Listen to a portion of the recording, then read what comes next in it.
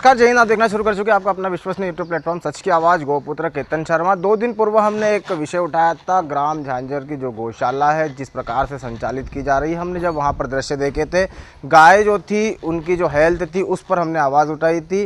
विषय जो है दोनों पक्ष को सामने आना चाहिए, क्योंकि गोवंश जो है वो सामाजिक है और हिंदुत्व का मुद्दा है। ऐसे में गौशाला निरंतर चलती रहे। हमने आज फिर इस गौशाला में हम आए हैं। आज हमारे साथ बात करने के लिए पूरी जो इस गौशाला की जो समिति है, अध्यक्ष है जो अग्रवाल जी अध्यक्ष जी है, वो मेरे साथ में है।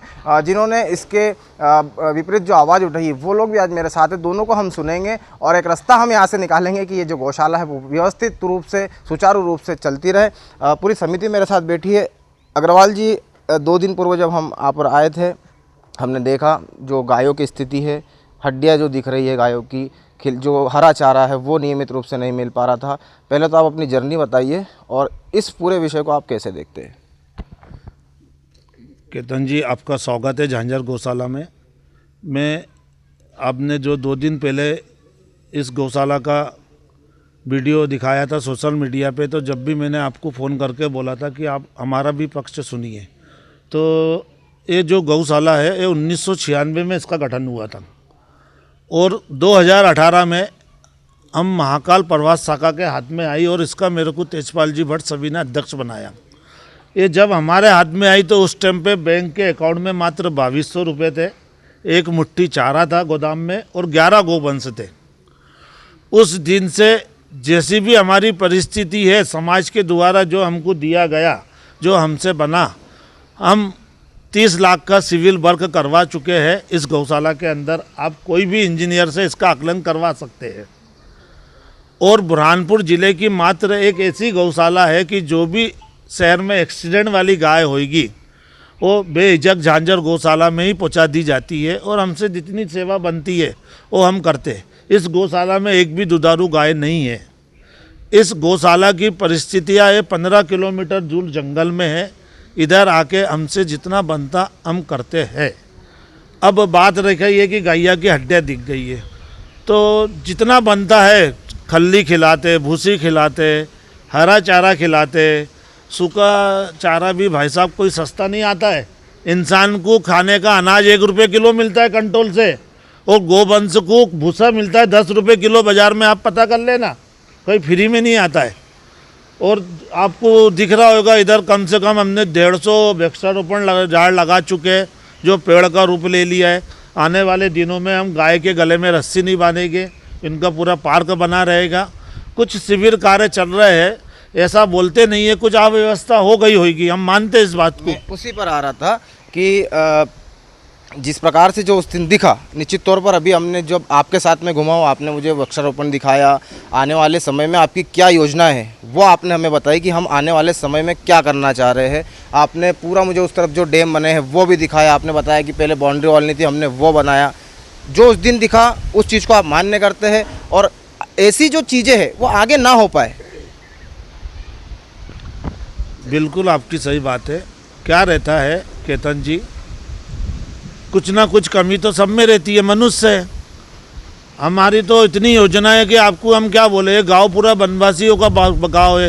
ये बच्चों के लिए हम संस्कार केंद्र खोलना चाहते हैं। मैंने कई योजना है। हमको गो पालन के साथ साथ गो संवर्धन भी करना है, गौशाला को आत्मनिर्भर भी बनाना है और सनातन धर्म को मजबूत भी करना है। हम एक फील्ड में काम नहीं करना चाहते। हमको हमारा उद्देश्य है, अभी हम इतनी सक्रिय टीम काम कर रही है, हमारी कहीं ना कहीं समाज में गुडविल है, तो हम इस गौशाला को आत्मनिर्भर बनाना चाहते हैं। और मेरा पर्सनल ऐसा है कि मैं 10 साल तक के पार्षद रहा, उसके बाद मैंने टिकट नहीं मांगा। मुझे भाजपा टिकट दे रही थी तो मैंने टिकट नहीं लिया। मैं एक क्लास में घड़ी घड़ी नहीं बैठता। तो ये गौशाला की भी जवाबदारी मेरे को 6 साल हो गया है। अगर कोई भी हिंदू भाई, कोई भी युवा भाई इसको संभालना चाहता है तो स्वागत है। मैं हाथ से ही उसके हाथ में काम देने को तैयार हूँ। मुकेश अग्रवाल जी है जो अध्यक्ष है, उनका कहना है कि ज़रूर कुछ खामियां हो सकती है। उस बात को भी वो मान्य कर रहे हैं जो हमने वीडियो दिखाए थे। आने वाले समय में उस पर वो किस तरह से सुधार कर सकते हैं, वो इस बात को कह रहे हैं कि आने वाले समय में हम गोवंशों की देख रेख में ज़्यादा ध्यान देंगे और आने वाले समय में इनकी रूपरेखा बहुत बड़ी है। जिन्होंने आवाज़ उठाई, जिन्होंने देखा, उस समय मेरे साथ है देवेंद्र मराठा। जो अध्यक्ष महोदय है उनका कहना है कि अगर आप चलाना चाहते हैं इस गौशाला को तो आज से ही आप ले लीजिए, 3 महीने तक 4 महीने तक आप गौशाला चलाइए। जब ऐसा लगेगा कि सब कुछ अब व्यवस्थित हो चुका है तो वो बाकायदा आपके हैंड ओवर इस गौशाला को लिखित में समाज के लोगों को बिठाकर कर देंगे। आपका पक्ष बताइए। अगर यदि भाई साहब ने बताया जैसे कि उनकी कई सारी योजनाओं पर काम चल रहा है और कई सारे सुधार वो इसमें करना चाहते हैं तो उनको और आगे के लिए भी समय देते हैं, और यदि जिस दिन उनसे नहीं होगा या वो करने के इच्छुक नहीं होंगे तो उस दिन वो मुझे बिल्कुल बिंदास पुकार सकते हैं, मैं आ जाऊँगा।